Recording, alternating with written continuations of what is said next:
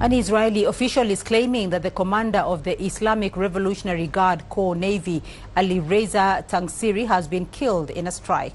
Tangsiri is responsible for the closure of the Strait of Hormuz.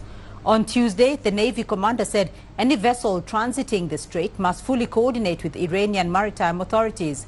Iran has tightened control over the strait following joint U.S.-Israeli strikes restricting passage for vessels linked to Washington and Tel Aviv.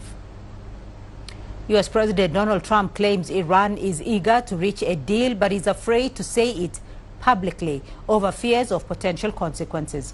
Washington has also deployed thousands of additional troops to the Middle East and warned Iran of escalation if it refuses to accept U.S. conditions to end the war. Walter Morris has the details.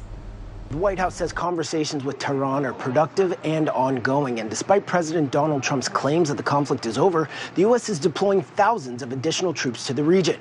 During a briefing Wednesday, the White House press secretary gave an update and a warning. The Trump administration says the operation is ahead of schedule, and White House officials say the U.S. will hit harder if Iran doesn't accept their terms to end the war. The Pentagon says it's sending 2,000 soldiers from the Army's 82nd Airborne Division to the region.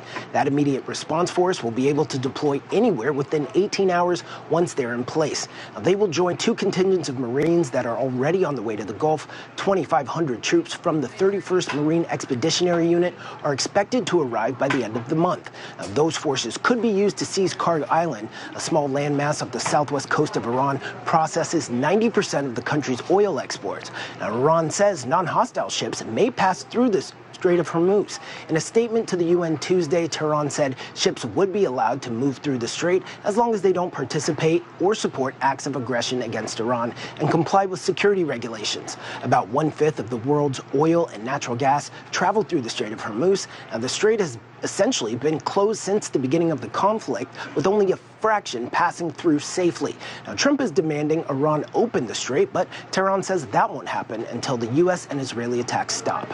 Walter Moore, CGTN, Washington. And Iran continues to deny that any talks are taking place with the U.S. to end the war. In an interview on Wednesday on state television, Iranian Foreign Minister Sayyid Abbas Araghchi said the allegations were an admission of defeat by the United States. No negotiations have taken place so far. I state firmly that there has been no negotiation or dialogue with the American side. However, in recent days, the American side has begun sending various messages through different intermediaries. The fact that they are now talking about negotiations is, in itself, an admission of defeat. Were they not demanding unconditional surrender? So why are they now speaking about negotiations? And prior to Araghchi's remarks, Iranian state television also quoted an anonymous official saying Tehran rejected the U.S. ceasefire proposal and laid out its own 5 conditions to end the war. These include a complete halt to aggression and assassinations, guaranteed payment of war damages, and recognition of Iran's sovereignty over the Strait of Hormuz. Officials said these conditions are non-negotiable. An Iranian military spokesperson ridiculed the U.S. claims of negotiations. Has the level of your internal discord reached a point where you are negotiating with yourselves? Our first and last word has been, is, and will be the same from day one. Someone like us will never come to terms with someone like you, neither now nor ever.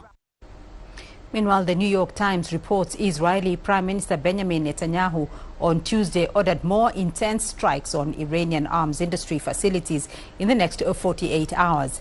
The move comes amid Israeli concerns that Trump could abruptly end the war. Jonathan Regev reports from Tel Aviv. The sense in Israel regarding the possibility of ceasefire negotiations between Iran and the United States is one mostly of confusion.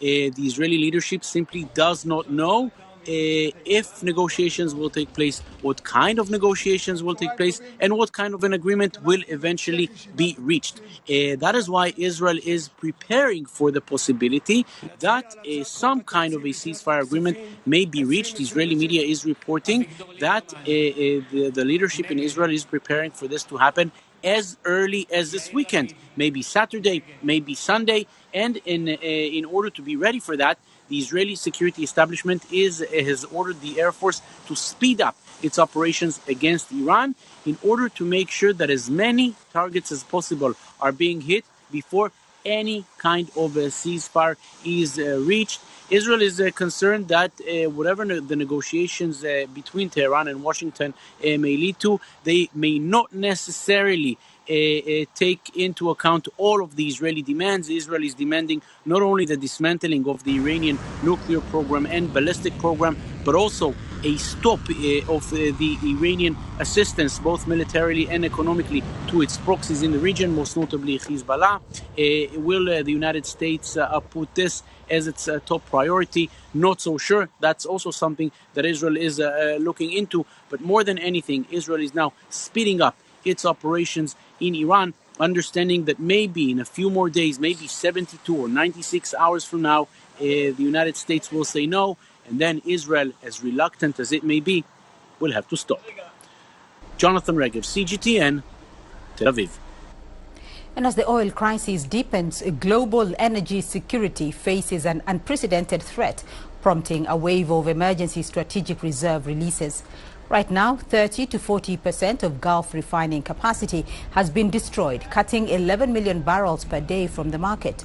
In addition, 40% of Russia's oil export capacity is offline following Ukrainian drone attacks.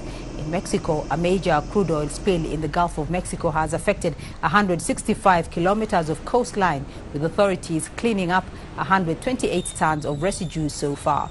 Japan plans to release nearly 80 million barrels of oil reserves starting March the 26th, joining a record 400 million barrel coordinated drawdown by the International Energy Agency. The IEA says it stands ready to approve additional releases if Middle East tensions persist. Chinese Foreign Minister Wang Yi warns against escalating tensions in the Middle East, saying attacks on nuclear facilities would have catastrophic consequences. He said this during a meeting with International Atomic Energy Agency Chief Rafael Mariano Grossi in Beijing.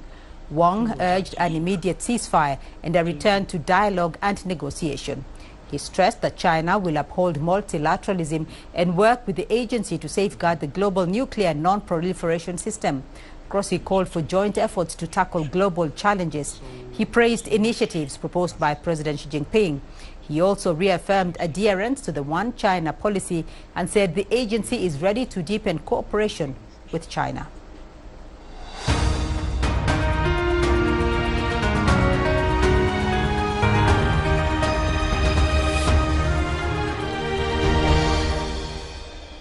Today is the third day of the Boao Forum for Asia Annual Conference 2026 in southern China's Hainan province.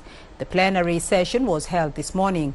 Dai Kai-yi has more on the keynote speeches delivered by world leaders, beginning with China's top legislator, Zhao Leji.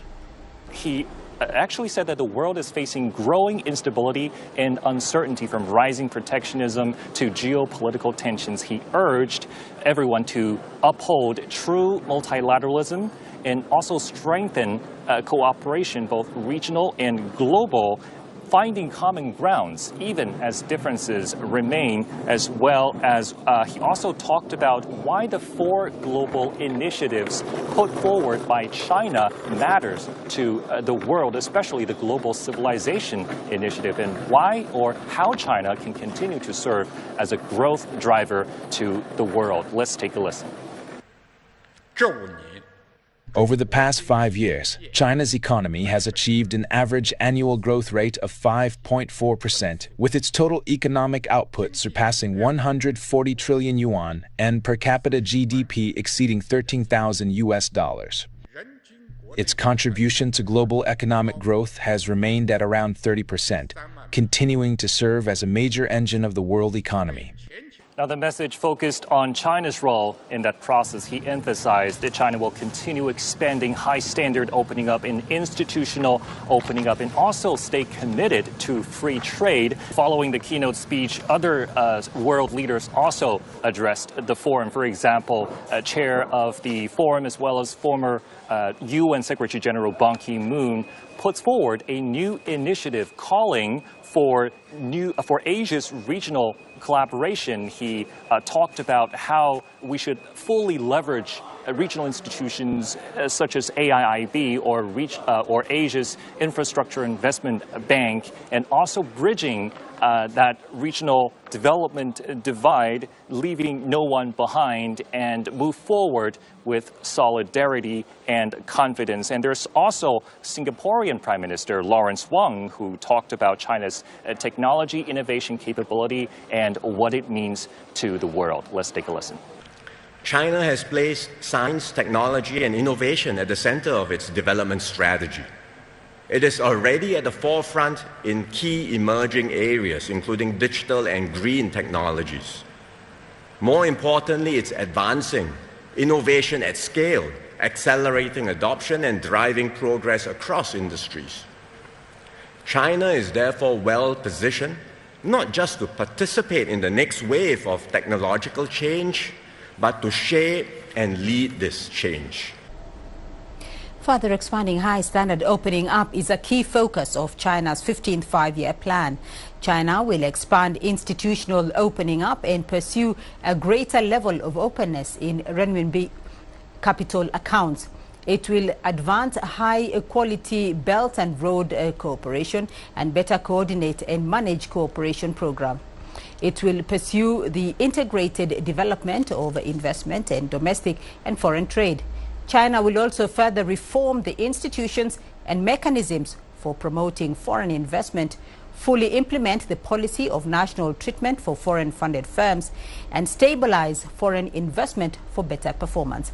It will expand market access and open up more sectors, particularly services, pilot opening up in areas such as value-added telecom services, biotechnology and healthcare, and promote digital trade. That is it for this edition of The World Today. I'll be back shortly with more news from the continent in Africa Live. Thanks for watching.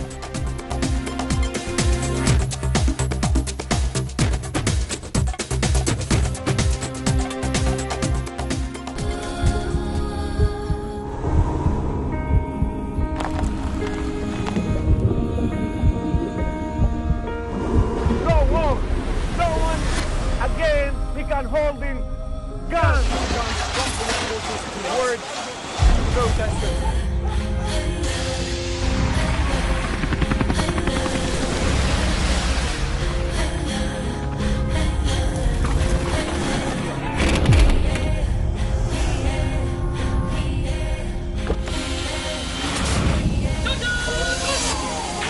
Were you worried about your life at that particular time? Not at all. Excellency, thank you very much for your time. What is your assessment of the state of the continent today? Africa has the potential to power itself. Excuse me.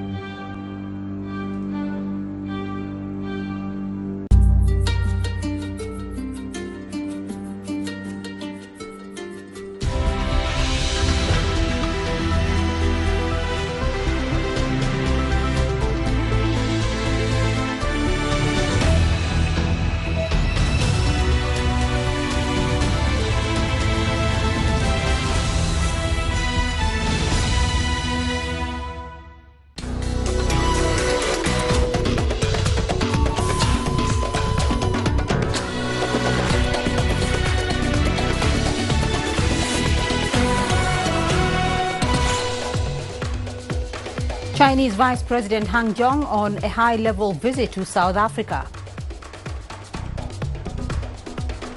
Trade ministers gather in Cameroon for a major WTO conference amid geopolitical tensions.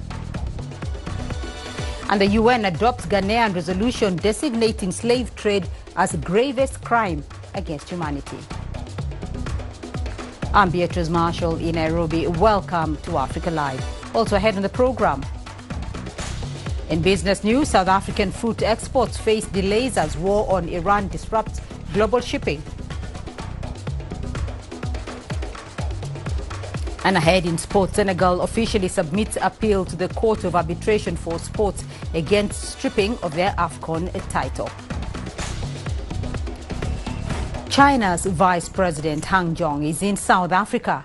He has just met with his South African counterpart Paul Mashatile in Cape Town. The two are also co-chairing the 9th South Africa-China Binational Commission. South Africa and China are both BRICS members, and they enjoy strong diplomatic relations anchored in their all-round strategic cooperative partnership in the new era. The visit to South Africa is part of Zheng's three-nation tour in Africa. On Tuesday, he met with Kenyan President William Ruto. The two sides pledged to deepen bilateral cooperation and advance a China-Kenya community for a shared future. From South Africa, Vice President Han will head to the Seychelles. South Africa has sealed a landmark deal with Beijing, granting duty-free access for its exports into China. First announced last year, the China-Africa Economic Partnership Agreement is set to reshape trade relations between BRICS nations and deepen economic ties across the continent. For South Africa, the move could unlock new projects, support job creation and expand industrial partnerships, underpinning strong long-term growth. CGTN's Julie Shire reports. As South Africa scrambles to diversify markets and accelerate export growth, China is emerging as a sure bet. A landmark framework agreement on economic partnership for shared development signed between the two countries gives South African exports duty-free access to the vast Chinese market. It is also an answer to unilateralism and protectionism.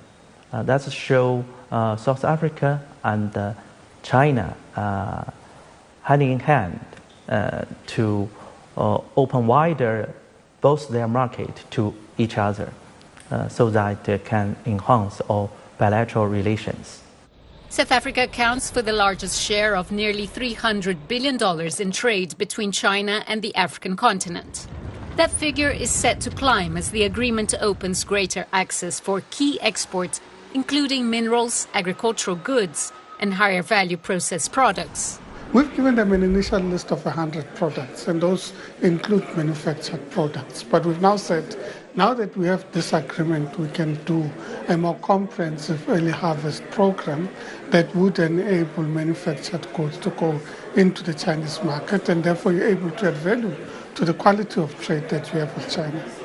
This agreement will open wider, of course, China's market to high quality South African products like rooibos tea, wine, beef, thickers, and nuts. But also it will benefit Chinese customers because they will buy these products with lower prices. The deal goes beyond market access to China. Pretoria is positioning for a potential investment boost from its largest trade partner. South Africa is fast growing as an attractive market for Chinese automakers, gaining ground on traditional players. There's a significant increase, in fact, of imports that we get from China, but there's also been appetite to invest in the country. More recently, Chery has made a deal with Nissan. We've also had commitment from Bike, that was the initial company that invested in the country, to transition from semi-knockdown to complete knockdown, meaning actual manufacturing in the countries. Beijing's zero-tariff move does not stop with South Africa. It extends to 53 African nations, broadening the scope of China's trade engagement across the continent. It is also a time of great opportunity for our continent and indeed for our country as well. Global economic uncertainties, climate risks, and shifting trade patterns underscore the need for building economic resilience and capability. Diversifying both our export basket and our exporter base is, in the end, key to our economic growth strategy. Africa and China have crossed the threshold into a new trade era. For many debt-burdened African nations still grappling with the threat of reciprocal tariffs from the United States, the agreement represents a huge win. Producers across the continent now have easier access to one of the world's largest consumer markets, with the potential to boost incomes, industrialization, and economic growth at home. Julie Shires, CGTN, Cape Town. And we now cross over to Julie Shires. She's joining us live from Cape Town. She's covering Vice President Han Zheng's visit. Julie, so what is the significance of this visit by Vice President Han Zheng to South Africa at this moment?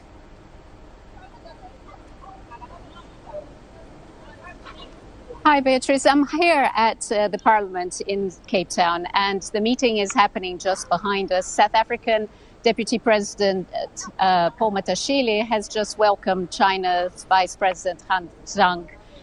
We've seen that the two delegations, when they arrived today, they've had a joint statement, and we are expected to have that actually officially for us because, as you know, the media was in when they welcomed us. They then all protocols observed, and then we had to come out. But the visit really comes at the back of a series of high-level engagements between the two countries. And China's President Xi Jinping conducted the state visit to South Africa in 2023 when the country hosted the BRICS summit. So last year, Premier Li Qiang attended the G20, and now the Vice President is here. So Han Zheng's currently in a meeting with Paul Mashatile, and the two will also chair the 9th plenary session of the China-South Africa Binational Commission. And that is actually a flagship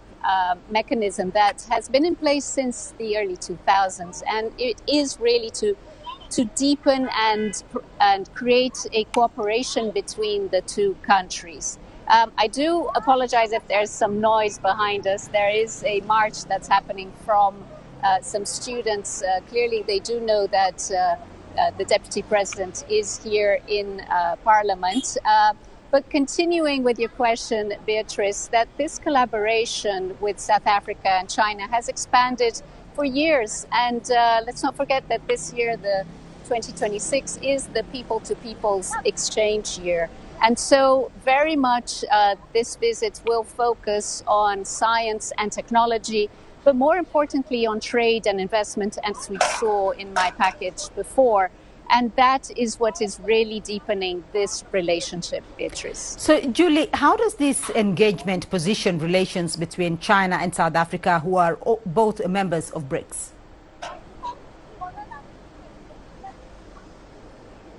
So, Beatrice, remember that China remains South Africa's largest trading partner, and that this has a significant importance for the country because it shares a lot of the Chinese investment. China's also 15-year plan is also very much something that South Africa could benefit from, and we believe that that might also be in the discussions here in South Africa.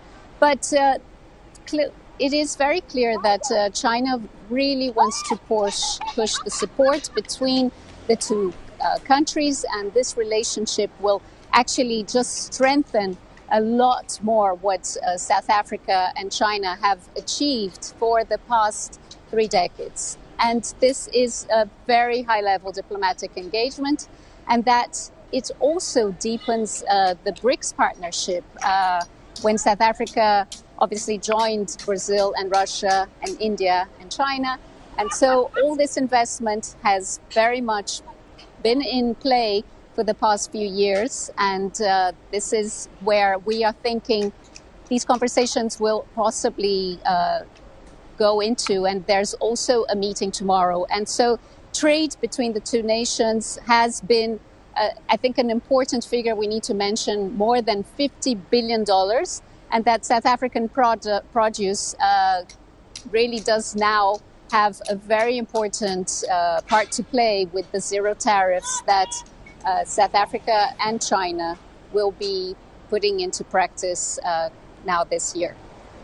All right, Julie Shire, following the Vice President's tour of South Africa, they are joining us from Cape Town. Thank you. Trade ministers from around the world are gathering in the Cameroonian capital Yaoundé to discuss the future of the WTO and challenges and opportunities facing the multilateral trading system. The ministerial conference is the biggest annual meeting of the World Trade Organization. Its Director General, Nigeria's Ngozi Okonjo-Iweala, had said she expects a difficult 4 days ahead, but added that she was encouraged by comments on the need for reform. She reiterated her message on Wednesday. I urge you to keep speaking out, speaking your mind, letting us know what you think. This is a moment for members to do the real work. We are not expecting ministers to provide solutions here on reform.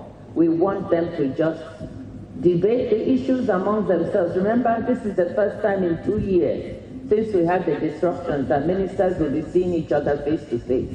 They need to discuss the issues. They need to take the reforms to be done seriously. All we want is them to endorse this program of reforms. Ahead of the ministerial conference, China hosted a high-level meeting on driving African industrialization through Chinese investment. China's Commerce Minister delivered a keynote speech. Wang Wentao said the meeting was a step towards implementing the consensus reached by Chinese and African leaders at the 2024 Beijing Summit of the Forum on China-Africa Cooperation. At the summit, President Xi Jinping announced the 10 partnership actions for China and Africa to jointly advance modernization. Wang said China was willing to strengthen coordination with African countries to meet their economic and social development needs. He stated that China will deepen cooperation in 4 key areas: industrial and supply chains, infrastructure, human resources, and trade and investment rules. China's permanent representative to the WTO, Ambassador Li Zhongjie, chaired the high-level meeting. The meeting was attended by nearly 50 African members, including a WTO Director General Ngozi Okonjo-Iweala. Now, as Cameroon hosts the WTO conference, local entrepreneurs in the country are striving to increase their exports to China under a zero-tariff policy. Traders say the new Chinese policy presents a chance to diversify exports and produce high-value-added manufactured goods. CGTN's Caroline B. with that report. Bacoa Louise Yolande has been doing international trade for 10 years, importing a range of products from China. And as the owner of a crisp business, during her usual travel to China, she found a booming market for her banana crisp venture. The idea of exporting Cameroonian crisps to China came as I was traveling back and forth between China and Cameroon, picking up goods in China for resale in my country. I discovered Chinese crisps and realized they weren't made in the same way as ours. She sends parcels of crisps to China 4 times a year through a partnership of friends who also ship their produce to China. While her products are in high demand, she says as a small-scale trader, it's easier to ship the goods together and share the export costs. Doing it on my own was really tough.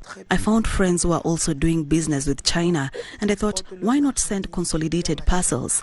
They receive them and in turn sell them on the Chinese market. The idea worked out well because there are plenty of people handling the parcels, so we end up sending them at least 3 or 4 times a year. It's a lot of work, but the goods sell very well. Yolande says China's zero-tariff policy, set to take effect on 1st of May, could make the shipment process less costly and more straightforward. The policy, announced in February, grants duty-free access to exports from 53 African countries that maintain diplomatic relations with China. And Cameroon is one of them. Analysts say the policy is a chance for Cameroon to strengthen bilateral trade and investment with China. Avec la nouvelle mesure With the new measure to eliminate customs duties on Cameroonian products exported to China, this trend is likely to increase significantly. We believe that by 2027, Cameroon could become one of China's most important partners in Central Africa, and China could become Cameroon's leading partner. So a competitive dynamic is emerging because Cameroonian products stand to benefit from entering the Chinese market, although they must be granted a certain level of added value to qualify for preferential treatment. And with Cameroon hosting trade ministers for the World Trade Organization Ministerial Conference, analysts say the gathering is a chance for China to also expand its investment in Africa, particularly in Cameroon. As major importers of food products, the Chinese have two options: to invest in factories in Africa using local women to export goods to China, or to invest in Africa using local women to export goods within Africa to take advantage of the preferential tariffs offered by the Continental Free Trade Area. So it is in the Chinese interest not to only engage with Africa, but also to take advantage of the Continental Free Trade Area and to use the WTO meeting taking place in Cameroon to increase B2B trade and strengthen ties with African partners. By 2024, China had become Cameroon's second largest trading partner, accounting for 16% of Cameroonian exports, worth $943 million. Cameroon mainly exports crude oil, timber and agricultural products, particularly cocoa and cotton, to China. And with duty-free access to the Chinese market, Cameroon stands to grow its local processing and improve growth. Caroline B., CGTN. Kenyan authorities have exhumed more than 30 bodies, including children and fetuses, from a mass grave in the town of Kericho, west of the Great Rift Valley. The exhumation was done after police obtained a court order to retrieve 14 bodies that initially were believed to be buried at the site. Preliminary findings indicate that over 10 unclaimed bodies were released from Nyamira County Referral Hospital and transported to Kericho for burial on March the 20th, 2026. The Directorate of Criminal Investigations has taken over the case, with the Homicide Directorate deploying a specialized team to conduct detailed investigations. A landmark resolution led by Ghana has been adopted at the UN General Assembly, recognizing the transatlantic slave trade as the gravest crime against humanity. Backed by 123 countries, the resolution highlights the lasting impact of slavery and calls for reparations. UN Secretary General Antonio Guterres urged bolder international action as the resolution calls for dialogue on apologies, compensation and the return of looted artifacts. The US, Israel and Argentina were the only countries to vote against the resolution, while the UK and all European Union members abstained. They cited legal concerns and warned against creating a hierarchy of historical injustices, underscoring deep divisions over how the past should be addressed. The result of the vote is as follows. In favor, 123, against 3, abstentions 52. Therefore, draft resolution A/80/L48 is adopted. The adoption of this resolution serves as a safeguard against forgetting. It also challenges the enduring scars of slavery. I welcome the steps some countries are taking to apologize for their role in the evil of slavery and to join an honest dialogue about its lasting consequences. But far bolder actions and many more states are needed. The United States strongly objects to the cynical usage of historical wrongs as a leverage point in an attempt to reallocate modern resources to people and nations who are distantly related to the historical victims. Ghanaian President John Mahama, who tabled the resolution, told the Assembly the measure acknowledges the suffering of more than 12.5 million Africans over 4 centuries and serves as a safeguard against forgetting. The country's Foreign Minister, Samuel Okudzeto Ablakwa, is calling for formal apologies, the return of looted artifacts and reparative action, even as some nations raise concerns over the wording of the resolution. It must not end there. After the apology, they have to clearly spell out mechanisms they are going to put in place to make sure that, one, all the looted artifacts are returned to the motherland. Two, the institutions that continue to perpetuate this, the structural racism that continues, are addressed. Three, the compensation, which has never been paid. When we say that the transatlantic slave trade represents the gravest crime against humanity, it is not to introduce a hierarchy.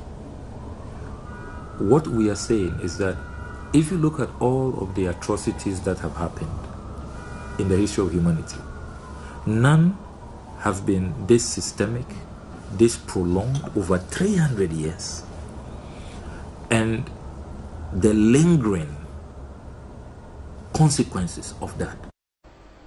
For more reactions on the UN vote, we cross over to Accra, Ghana, where our correspondent Nabil Ahmed Rufai is standing by. Nabil, how has the Ghanaian government and the public responded to the outcome of the vote by the UN General Assembly?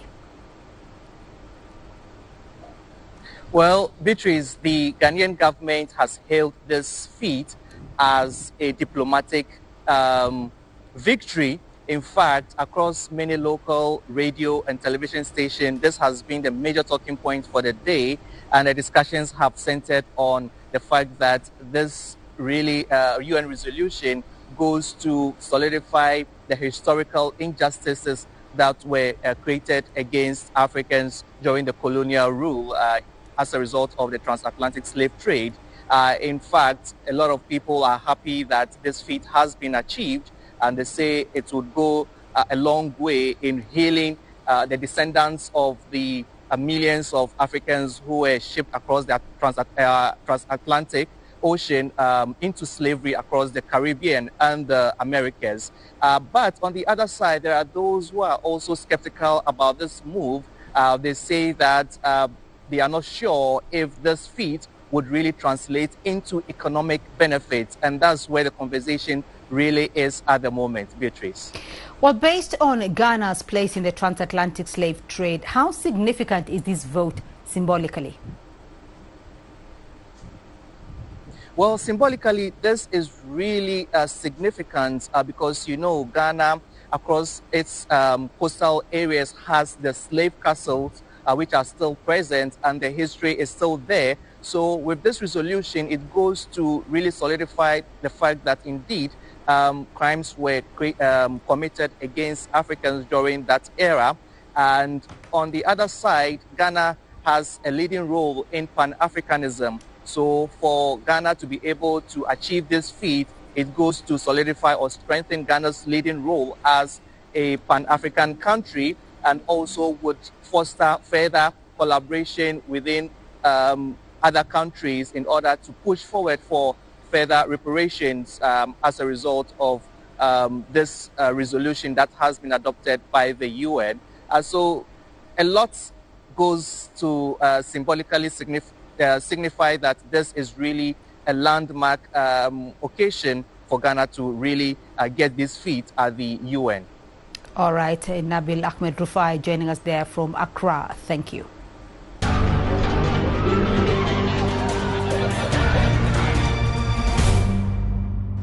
And we continue our coverage of the U.S.-Israeli attacks on Iran, examining the financial impact on Africa. In Egypt, the government has capped the price of unsubsidized bread sold in private bakeries, reviving price controls on staple food. The North African nation relies heavily on bread, making price changes politically sensitive in the country of about 120 million people. Cairo residents have largely welcomed the move, but they believe a strict monitoring program is needed. CGTN's Yasser Hakim has more. A bakery in Cairo is operating like any normal day. Despite the recent price hikes in the market, a government-enforced price cap on unsubsidized bread is in place at a range that reaches 4 cents for the heaviest loaf of 80 grams. The prices haven't changed before or after the war. It's a very good idea and will not put any additional load on our expenses as families. The price of bread is the same. I appreciate efforts by the government, but they have to ensure bakeries are applying the price cap. We need strict monitoring of bakeries to make sure bakeries adopt it. Bread is a major food staple for Egyptians, available in nearly every meal. That's why, since the Iran war broke out, the government has quickly moved to prevent any price increase that could lead to a public backlash. There was an increase in prices of wheat and flour globally due to the hike in freight and shipping costs. Commodity suppliers raised prices of wheat and flour by thousands of Egyptian pounds, and that forced bakeries to increase bread prices. Therefore, the government intervened. Officials say they're making it up for bakeries worried of mounting losses due to the price limits. There are no problems facing bakeries because the government is paying the difference in cost to bakeries so they can maintain the cap without incurring any losses. Egypt has a 6-month stock of strategic commodities like wheat, rice and flour, which would buy some time for the North African country. Meanwhile, the war has so far had a limited impact on hard currency yielding sectors like tourism and foreign direct investments, though remittances from Egyptians living in the Gulf region is set to significantly drop if the war persists. There is also growing pressure on Egyptians as a hike in international oil prices forced the government to raise fuel prices by 18% last week. The new fuel prices in Egypt have increased prices of most goods and services in the market. This expects to push inflation above 16% and lead to a slowdown or a recession in the economy. In response, the government has rolled out a multi-billion-dollar social welfare program that includes raising minimum wage, salaries and pensions to protect the low-income earners from the impact of a prolonged war. Yes, Hakeem for CGTN, Cairo. And in Somalia, fuel prices have more than doubled in the capital due to global supply disruptions. The spike in Mogadishu happened within a week, leaving many transporters out of business. CGTN's Sharon Baranga with more. Tuk-tuks have been a primary source of transport in Somali's urban centers for years. Drivers like Ahmed Abukar Ahmed earn their living from these three-wheeled vehicles. But recently, his daily earnings have been slowly dwindling due to the surge in fuel prices. A litre now entails at $1.50, more than double the previous price. He says this is eating into his profits, leaving him with nothing to take home. We hire the tuk-tuks we drive. Per day you pay the owner $15. The tuk-tuk also consumes about $15 of fuel per day. After paying these costs, the tuk-tuk does not generate even $30 to $40 per day, so the situation is bad. To stay afloat, drivers have been forced to increase fares, which has scared customers away. There are no passengers. People stay home or walk on foot. We raised fares because fuel prices went up. The city has few riders, and they won't pay the higher fares. We have inevitably parked the tuk-tuks. There is no work. The drivers now purchase fuel in small bits to keep their vehicles running for short distances, but are hoping the authorities will come to their aid soon. Sharon Baranga, CGTN.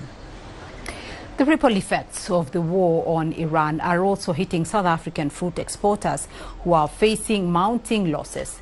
The crisis is threatening a $1.3 billion export market to the Middle East, with an estimated 167 containers of stone fruit from South Africa said to be currently stuck at sea.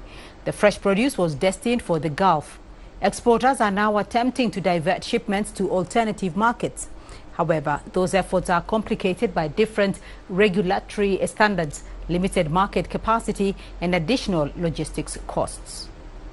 We always talk about maintaining the cold chain, literally from the farmer through to cold chain containers, and those containers on both trucks, container trucks, and on ships need to maintain a certain level of temperature, humidity. Otherwise, you will have spoilage because it takes quite some time for that fruit to reach its destination. Certainly for the fruit exporters, it is not a good situation at the moment. The Middle East itself has become a very large growing market for us, also largely in recent years due to the tariff issues with the US.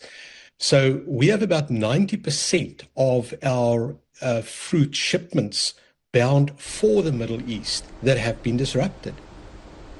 And now to a major policy change in Nigeria. The country's central bank has removed the cash pooling rule that forced international oil firms to keep half of their export dollar earnings in Nigeria. Under the new directive, companies will now be allowed to repatriate 100% of their proceeds immediately through authorized banks, subject only to documentation and monthly reporting. The change reverses a restriction imposed in February 2024 amid acute dollar shortages that pushed the naira to record lows. At that time, the central bank capped immediate transfers of oil export proceeds at 50%, with the remainder held locally for 90 days in a bid to shore up dollar liquidity. That earlier measure formed part of a broader package of reforms following years of foreign exchange strain linked to low oil prices and the COVID-19 shock. Well, let's turn to the world of aviation now. And one of the leading airlines in East Africa has released its performance results for the 2025 fiscal year. Kenya Airways reported a pre-tax loss of about $132 million. KQ says its performance dip was partly caused by some Dreamliner jets being temporarily grounded due to global supply chain constraints. My colleague Ramanyang spoke to the acting CEO, George Kamal. Amid the ongoing US-Israeli war on Iran, their conversation started by exploring how much jet fuel supply was available in Kenya.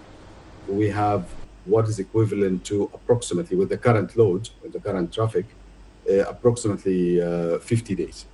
Total, including the last trip coming in. So that's a total of 50 days. And from there, we start, I know that the suppliers with the government are looking at other sources as well across, and from our side as well, we support looking at other sources like other countries as well to get fuel from, and to be able to reduce a bit the impact on us. But let me say something. It's not only about the availability of fuel only. Availability of fuel, even if it's available today, it's the cost. It's the cost. It's increasing, significantly increasing. The fuel prices are significantly increasing. And that just to give our viewers a bit of context on what you're talking about, because I'm looking at the average price here for jet fuel in our market in Africa. It's around $211 a barrel, which is over 130% higher than the average for last year. I mean, with price increases of that magnitude, I mean, that's going to batter your margins for the first half of the year, assuming that this crisis we're having in the Gulf now can be resolved maybe within Q2. I do agree, and even if it's resolved within Q2, let me tell you something. Beyond approximately $120 per barrel, I cannot surcharge. I cannot surcharge further the ticket. So I have to take that. I have to take that hit. You know, you used to surcharge up to a certain limit. After that, you have to take the hit, and it's going up very rapidly. It's going up very rapidly.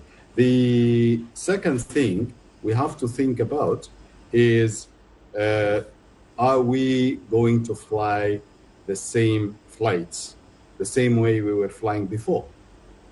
Definitely not. So, but when you look as well at the market, and if we think that the war will be over even tomorrow, in my view, in my personal view, I don't think the fuel prices will be coming down after tomorrow. This will take enough time to come down, to come back to normalize. So we have to live with it, and we have to find other ways. So number one for us is to cut costs. Might you have to be in a situation where some routes are simply not viable, given the fuel burn and the fuel cost involved in keeping them in, moving an aircraft and passengers from point A to point B within the continent? Might you get to a point where you have to start thinking about, okay, which routes do we keep and which routes do we drop? Exactly, you're correct, 100% correct, because we are actually as well, this came at the same time, we're doing a network pre-work. So we're looking at the whole network. We did that January, February, and March. So by the end of March, we should have a full picture in the event that this goes to beyond our capability. Which routes can we, what are the thin routes? What are the thin routes which are not contributing to our network? But remember one thing, we have the first cushion, we said that the 10%, and then definitely will be more increase. That's not only us, that's everywhere. That's everywhere. But there is another cushion we put in place, the cargo. Remember, if we recall back what I spoke about at the beginning of our discussion, the profit margin per seat, the net profit per seat, is $1.4 last year, $1.3 for this year. That's a very thin margin. So with any hit, this margin can be gone. So what we looked at the cargo margins as well, and that's why we called the year 2026 is a cargo year. So we have to carry cargo as much as we can, because the yield of the cargo should be, as per IATA as well, should be very positive for the year 2026. Even with the fuel, we increased the cargo capacity from 70 tons to 180 tons.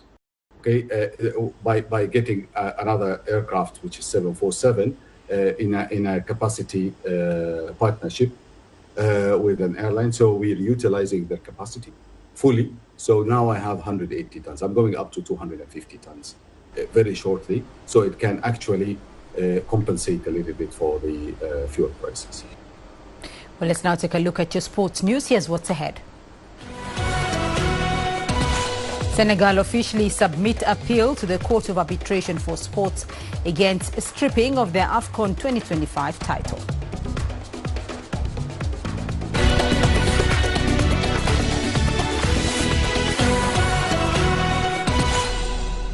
And we begin with football, where the Court of Arbitration for Sport has confirmed it has received an appeal from the Senegalese Football Federation challenging the Confederation of African Football's decision to award the 2025 Africa Cup of Nations title to Morocco.